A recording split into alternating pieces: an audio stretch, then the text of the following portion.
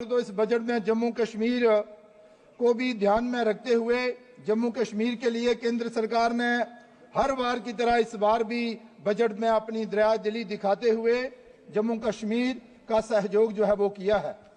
महोदय, इस बजट में जो कि 25-26 का जो बजट है, गृह मंत्रालय के लिए भी कई हजार करोड़ रुपए जो है वो आवंटित किए गए हैं, जिसमें बड़ा हिस्सा सीआरपीएफ, बीएसएफ और सीआईएसएफ जैसे केंद्रीय पुलिस बलों के लिए चिन्हित किए गए हैं।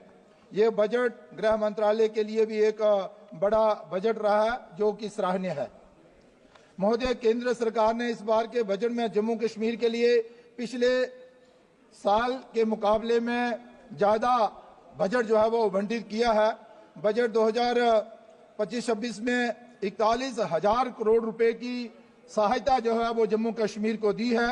इस बजट को लोगों ने सराहा है और ये बजट लोगों की उम्मीदों का बजट बताया है। इस बजट में सभी क्षेत्र के समग्र विकास को ध्यान में रखा गया है। महिलाओं, किसानों और युवाओं के लिए भी बहुत सारी बातें जो हैं वो इस बजट में कही गई हैं, घोषणाएं की गई हैं। युवाओं पर भी विशेष ध्यान दिया गया है और किसानों को भी राहत दी है। देश के साथ साथ जम्मू कश्मीर के लोगों ने भी इस बजट को जो है वो सराहा है, इसका स्वागत किया है। केंद्रीय वित्त मंत्री श्रीमती निर्मला सीतारमण जी ने ये जो बजट पेश किया, केंद्रीय बजट को जम्मू कश्मीर के लोगों ने स्वागत किया है। जम्मू कश्मीर के लोगों ने बजट को जनहित बजट करार देकर खुले दिल से इसका स्वागत किया है। महोदय, उनका कहना है कि ये बजट उनकी उम्मीदों के अनुकूल है और इस बजट से प्रदेश की अर्थव्यवस्था और मजबूत जो है वो होगी। महोदय, इस बजट को न केवल पूरे देश में बल्कि जम्मू कश्मीर की अर्थव्यवस्था को भी अधिक मजबूत बनाने के लिए बनाया गया है। मुझे इस बजट में सबसे बड़ी बात जो लगी कि बजट में तमाम क्षेत्रों के समग्र विकास को ध्यान में रखा गया है और हमारे जम्मू कश्मीर के लिए 41,000 करोड़ रुपए की लागत का सहयोग जो है वो किया गया है, इस मंजूरी दी गई है। लेकिन केंद्र हमारे इस प्रदेश के विकास के लिए कितना गंभीर है ये दर्शाता है। इस बजट में हमारी महिलाएं, विशेषकर अनुसूचित जाति व जनजाति की महिलाओं के लिए भी एक बड़ी सौगात है और पहली बार अपनी रोजगार इकाइयां स्थापित करने वाली इन महिलाओं के लिए आसान लोन उपलब्ध करवाने का जो मौका उन्हें जो है वो दिया है।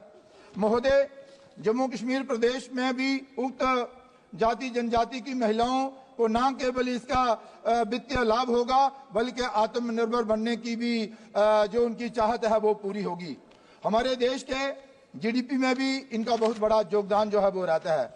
महोदय, मैं अगर बात करूं कि विश्व का तीसरा विकसित देश जो है वो भारत बनने जा रहा है।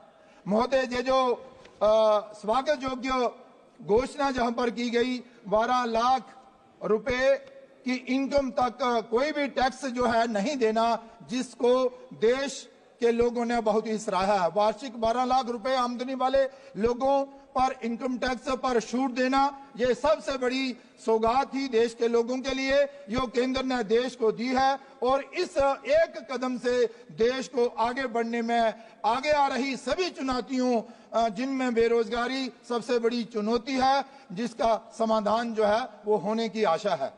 महोदय, इस कदम से हमारे मध्य व गरीब वर्ग के लोगों को सबसे ज्यादा लाभ होगा और उनकी आर्थिक स्थिति मजबूत होगी। इससे पहले हमारे इस मध्य वर्ग की आमदनी का ज्यादा हिस्सा जो है वो टैक्स की बेंच चढ़ जाया करता था। अब केंद्र के इस कदम से उनका बजट नहीं बिगड़ेगा और उनको काफी बचत भी होगी।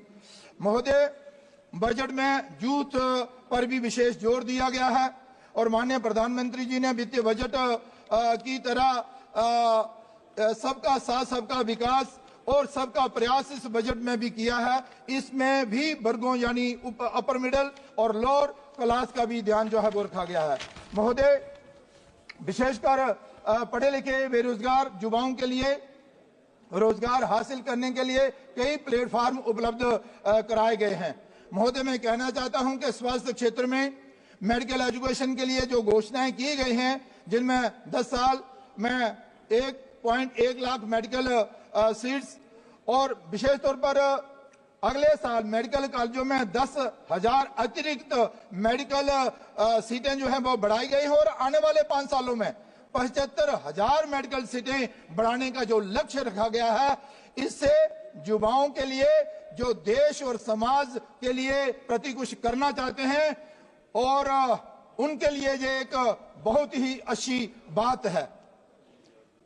महोदय, मैं कहना चाहता हूं कि इसके साथ ही कृषि में भी तेजी आएगी और कृषि और बागवानी जम्मू कश्मीर की अर्थव्यवस्था जो रीढ़ की हड्डी है, जिससे इस साल का केंद्रीय बजट पूरे क्षेत्र के किसानों के लिए उम्मीद की किरण बनकर आया है। प्रधानमंत्री धन धान्य कृषि योजना के साथ सरकार का लक्ष्य कम उत्पादकता वाले 100 जिलों को कवर करना है, जिससे देश भर में करोड़ों किसानों को लाभ होगा। जम्मू कश्मीर के भी जहां हजारों किसान पहले से ही किसान क्रेडिट कार्ड के माध्यम से इसका लाभ ले रहे थे। महोदय, मैं ये जरूर कहूंगा कि किसानों के सामने सबसे बड़ी चुनौतियों में से एक केसीसी ऋण पर जो 3 लाख रुपए की सीमा थी, अब उसे बढ़ाकर 5 लाख रुपए तक बढ़ा दिया गया है। यह किसानों के लिए एक बहुत बड़ी राहत की बात है। महोदय, मैं आपका ज्यादा समय ना लेता हुआ इतना जरूर कहूंगा कि कैंसर और असाधारण रोगों और गंभीर रोगों के उपचार के लिए 36 जीवन रक्षक दवाइयों को सीमा शुल्क से छूट दी है। ये आम गरीब के लिए बड़ी राहत की बात है। महोदय, आयुष्मान भारत के माध्यम से भी देश के आम गरीब जो हैं बड़ी से बड़ी बीमारी का इलाज करवा रहे हैं। और विशेष तौर पर मैं आपसे कहूं तो ये जो लोग हैं जो मकान के किराया पर निर्भर रहते हैं, उन लोगों को भी बड़ी राहत जो है वो देश के प्रधानमंत्री जी ने जो है वो दी है। खिलौना क्षेत्र में भी क्रांति लाई है और फिर सीनियर सिटीजन नागरिकों को टीडीएस की सीमा छूट 50,000 से बढ़ाकर 1 लाख की है। अंत में महोदय, मैं आपसे कहना चाहता हूं कि ये जो 4 करोड़ गरीबों को मकान की सुविधा मिली है, आने वाले दिनों में विजय क्रम जारी रहेगा। रेल के प्रति अपनी एक छोटी सी बात रहकर अपना कथन समाप्त करूंगा। रेलवे क्षेत्र में भी एक क्रांति पूरे देश भर में आई है, लेकिन जम्मू कश्मीर